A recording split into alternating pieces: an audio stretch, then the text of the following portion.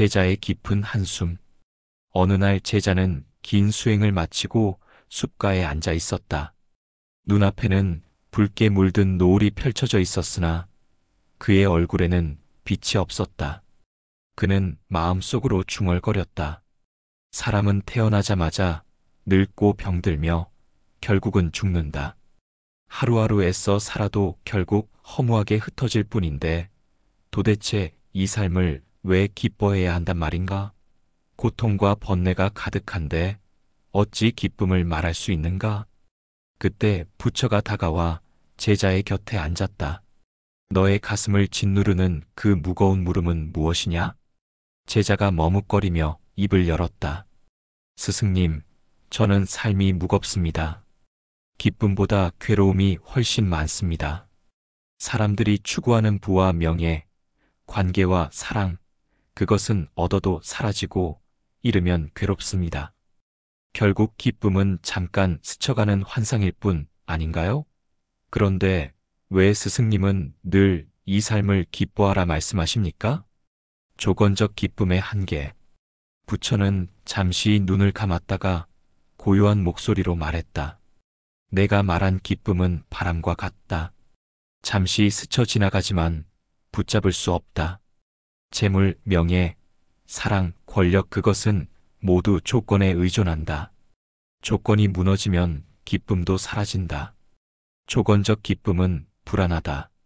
얻었을 때는 잃을까 두렵고 잃었을 때는 다시 얻으려 발버둥 친다.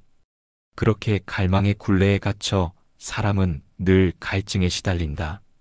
그러나 내가 말하는 이 삶을 기뻐하라는 것은 조건에 매이지 않은 기쁨이다. 그것은 사라지는 대상이 아니라 존재 그 자체에서 피어나는 기쁨이다. 제자가 눈을 크게 뜨며 물었다. 조건 없는 기쁨이 가능합니까? 저는 아직 그것이 상상이 되지 않습니다. 존재의 선물. 부처는 제자의 시선을 이끌어 숲을 가리켰다. 저 나무를 보아라. 나무는 금은보화를 가진 것도 사람들 앞에서 이름을 날린 것도 아니다. 그러나 뿌리를 내리고 햇살을 마시고 바람을 받아들이며 꿋꿋이 서 있다. 그것만으로 충분히 기쁘다. 너 역시 그러하다. 너는 지금 숨을 쉬고 있다. 숨이 드나드는 그 순간 이미 너는 선물을 받은 것이다. 내 눈이 세상을 보고 내 귀가 새의 울음을 듣고 내 발이 땅을 딛는다. 그 모든 것이 기적이다. 살아있다는 사실 자체가 기쁨의 근원이다. 그러므로 기뻐할 이유를 찾으려 하지 말라. 존재하는 그 사실이 이미 이유다. 제자의 눈동자가 흔들렸다. 스승님, 저는 늘 부족함만 보았습니다. 그러나 제가 지금 살아 숨쉰다는 사실조차도 이미 귀한 것이군요. 고통과 기쁨의 관계. 제자는 다시 물었다. 그렇지만 스승님, 삶은 고통으로 가득 차 있습니다.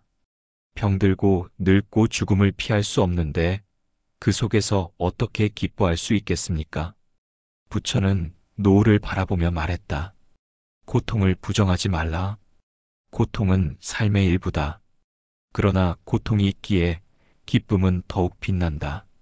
목마른 이는 물 한 모금에도 감사하고 추위에 떠는 이는 햇살 한 줄기에도 눈물을 흘린다. 고통은 기쁨을 드러내는 거울이 된다. 만약 내가 고통을 껴안는다면 작은 기쁨조차도 크게 느낄 수 있다. 그러니 삶의 괴로움이 너를 기쁨에서 멀어지게 하지 않는다. 오히려 기쁨의 빛을 더 선명하게 해준다. 제자가 고개를 끄덕이며 중얼거렸다.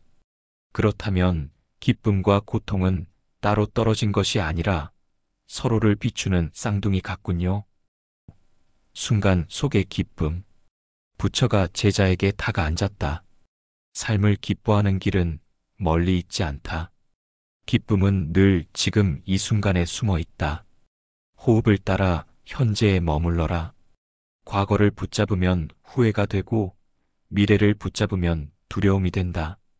그러나 지금 이 숨결에 머물면 그 자체로 충분하다.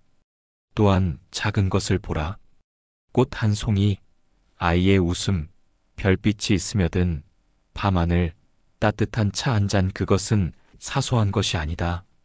작은 것을 온전히 누릴 때 큰 기쁨이 열린다. 그리고 나누라. 내가 가진 것을 베풀면 그 기쁨은 10배가 되어 돌아온다. 기쁨은 움켜쥘수록 줄어들고 나눌수록 커진다. 제자의 깨달음의 싹. 제자는 조용히 눈을 감고 호흡을 살폈다. 들이쉴 때마다 살아있음이 느껴지고 내쉴 때마다 마음이 가벼워졌다.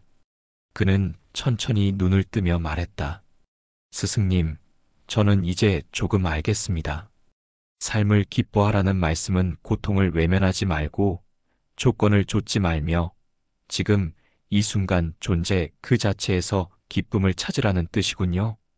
저는 늘 바깥에서 기쁨을 구하려 했습니다. 그러나 그것은 이미 제 안에 있었습니다. 부처가 미소 지었다. 옳다. 삶은 무상하다. 그러나 무상함 속에서도 매 순간 기쁨이 피어난다. 그것을 볼 줄 아는 눈을 가진 이는 어디서든 행복하다. 기쁨은 찾아야 하는 것이 아니라 깨어 있으면 저절로 드러나는 것이다. 삶을 기뻐하는 실천. 제자가 물었다. 스승님, 그럼 저는 앞으로 어떻게 이 삶을 기뻐하며 살 수 있겠습니까? 부처가 대답했다.